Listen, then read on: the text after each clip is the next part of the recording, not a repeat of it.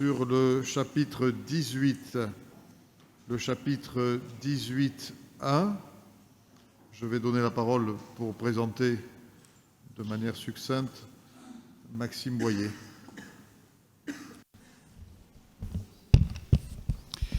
Merci, Monsieur le maire. Je vous propose peut-être de présenter les deux délibérations qui portent sur les mêmes thématiques. Concernant ces deux délibérations sur lesquelles il y a quelques questionnements, que nous vous proposons d'adopter, elles visent à adapter d'une part le plan local de stationnement et d'autre part les conditions d'application de la charte livraison en centre-ville au futur arrêté portant instauration de la ZFE mobilité.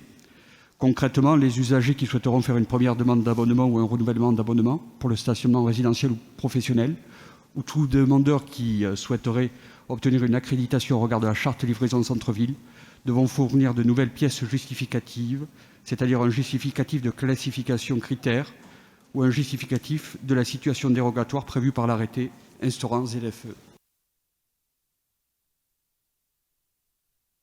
Qui souhaite prendre la parole, Madame Morin. Oui, monsieur le maire, chers collègues. Alors là, je vais intervenir sur cette délibération pour proposer un amendement au sujet de la liste des catégories professionnelles incluses dans le statut dit artisans et professionnels de l'urgence et de la maintenance à domicile qui est en annexe 2. Avec, pour commencer, une petite remarque. Votre titre pose problème. Et je peux déjà vous confirmer que les personnes âgées et les personnes handicapées qui ont besoin d'aide et d'accompagnement à domicile ne sont pas des machines qui nécessitent une maintenance. Pour les êtres humains dont nous faisons partie, on parle plutôt de maintien à domicile. Tout ça pour vous dire qu'il serait souhaitable de revoir votre formulation qui pourrait heurter nos concitoyens. Nous notons avec satisfaction que le document a été actualisé pour ajouter notamment à cette liste les ergothérapeutes et les artisans menuisiers. Hélas, il manque encore plusieurs catégories de professionnels qui font partie des professionnels médicaux et paramédicaux qui interviennent à domicile. Alors nous pensons notamment aux psychomotriciens et aux psychologues, à certains opticiens et aux employés des prestataires de matériel médical et d'aide technique. Il manque aussi les auxiliaires de vie qui interviennent à domicile en emploi direct ou en mode mandataire, car vous n'avez listé que les services qui interviennent en mode prestataire. C'est pourquoi nous vous proposons les amendements suivants. Alors remplacez votre titre, qui parle de maintenance à domicile, par modalité d'accès au statut et barème tarifaire des artisans et professionnels de l'urgence et du maintien à domicile. Après, remplacez le terme professionnels médicaux effectuant des visites à domicile par professionnels médicaux et paramédicaux intervenant à domicile. Ce sera plus exact. Et après, donc, rajoutez après le terme ergothérapeute, psychomotricien, psychologue, opticien. Et puis rajoutez une ligne personnelle des prestataires de matériel médical et d'aide technique.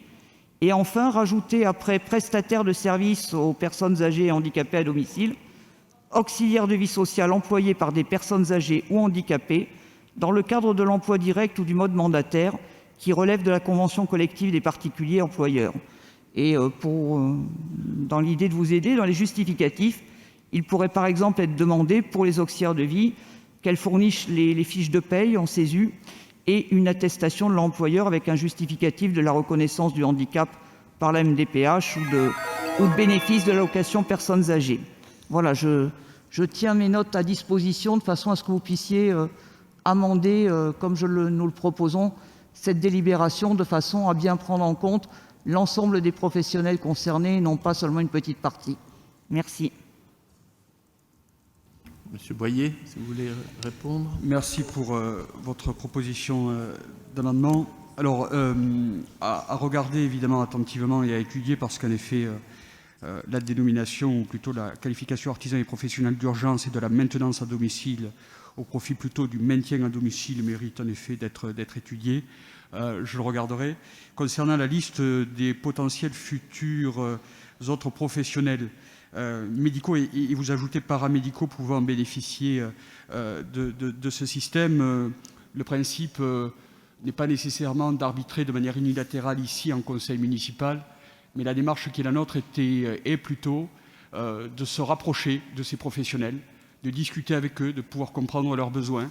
Et si en effet ils émettent un besoin qui nous paraît légitime En la matière, on est évidemment tout à fait ouvert à faire évoluer cette liste qui n'a pas vocation à être qui a vocation à être exhaustive, mais pas évidemment fermée, l'intérêt étant de faciliter en effet les professionnels de l'urgence et donc du maintien à domicile au profit de celles et ceux de nos concitoyens qui en ont besoin. Donc je mets aux voix la première délibération.